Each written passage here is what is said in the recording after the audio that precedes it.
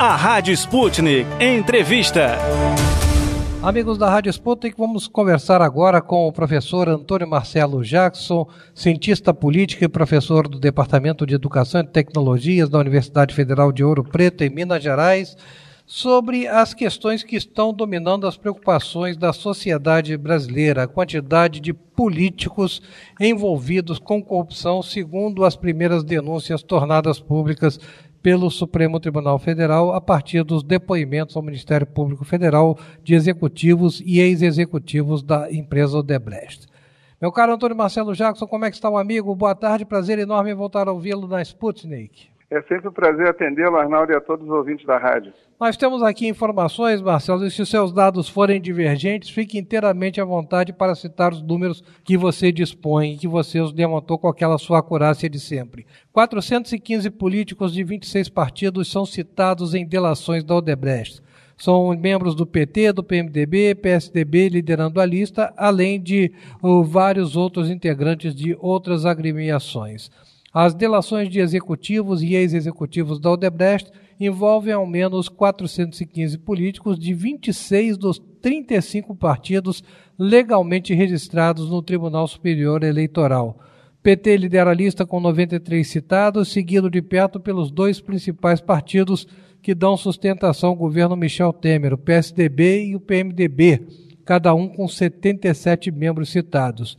E aí eu pergunto ao amigo, o que se pode concluir da divulgação da lista do ministro Luiz Edson Fachin, quando são citados o atual presidente Michel Temer e 5 ex-presidentes, José Sarney, Fernando Collor, Fernando Henrique Cardoso, Luiz Inácio Lula da Silva e Dilma Rousseff? Bom, Arnaldo, eu diria antes de mais nada que só não citaram o Itamar porque ele já morreu, né? Então, e veja uma coisa curiosa, no pior sentido do termo.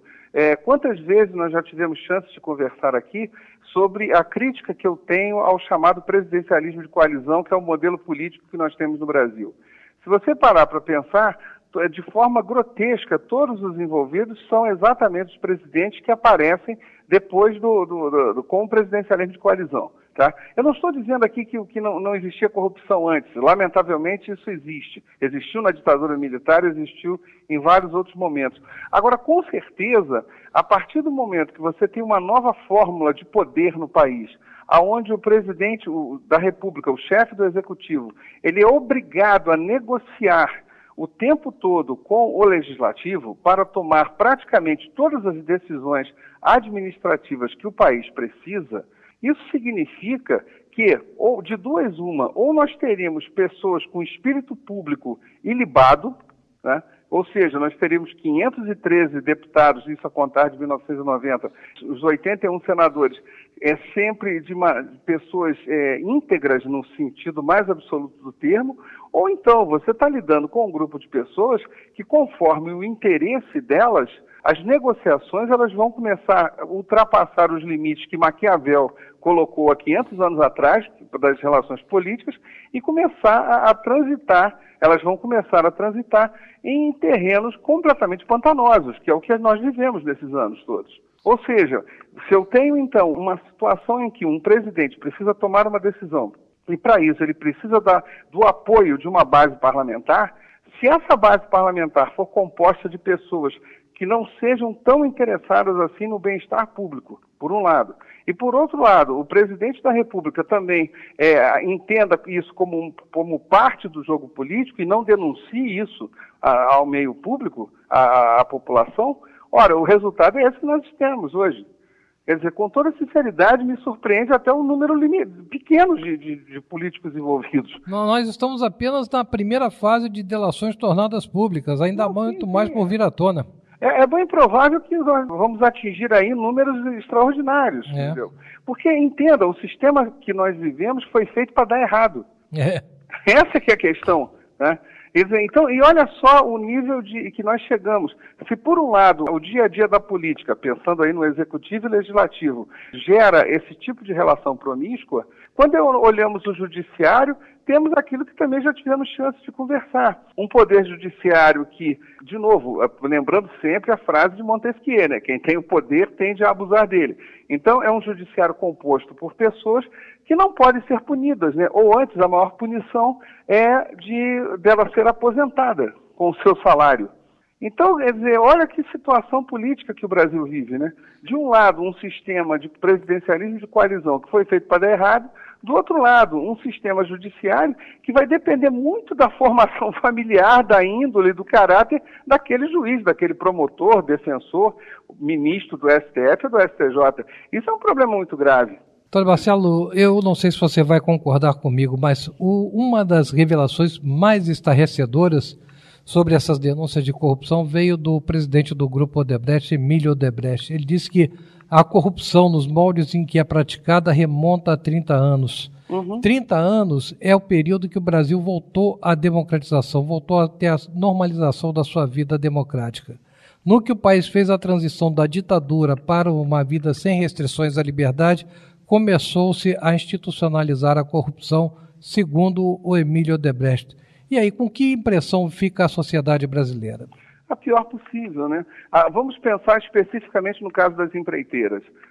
Quem criou, aliás, essa relação íntima entre empreiteiras e governo foram os militares, né? A ditadura militar, se a minha memória não me trai, foi em 1969, governo do Costa e Silva, ou iníciozinho do governo Médici. Foi ali que determinou, por exemplo, que somente empresas brasileiras seriam responsáveis pelas grandes construções do país.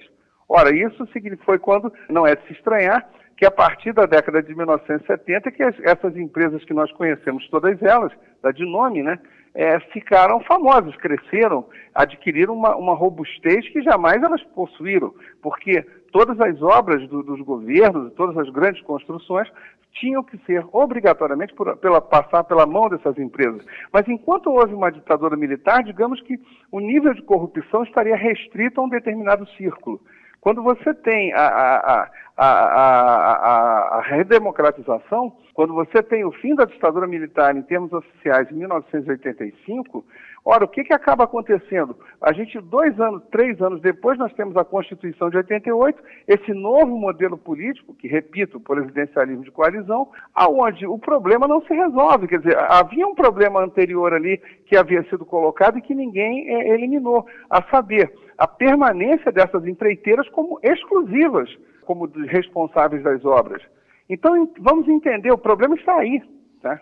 Quer dizer, se você começa a dar poder demais para uma pessoa ou um grupo, é inevitável que isso deteriore, quer dizer, que isso se comece a se esfarelar, tá, em termos de relações éticas, morais, etc.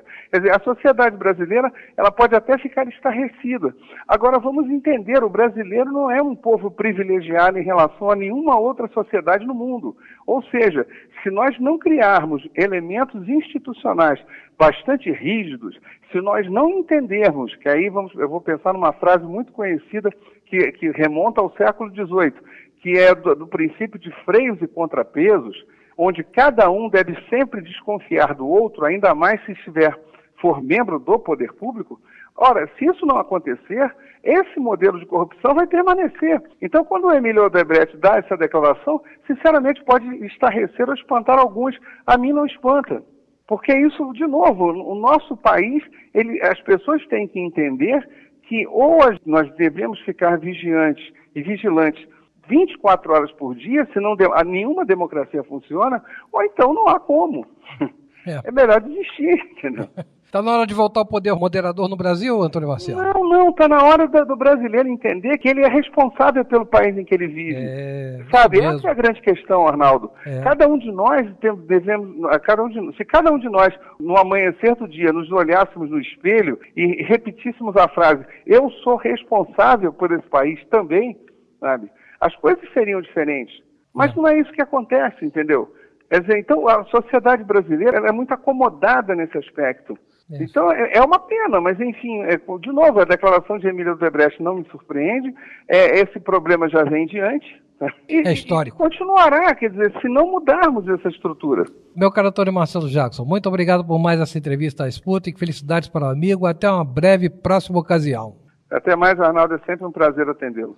Da mesma forma, conversamos com o cientista político Antônio Marcelo Jackson, professor do Departamento de Educação e Tecnologias da Universidade Federal de Ouro Preto, em Minas Gerais, sobre o desenvolvimento das investigações judiciais em torno dos políticos citados na Operação Lava Jato por executivos e ex-executivos do Grupo Odebrecht.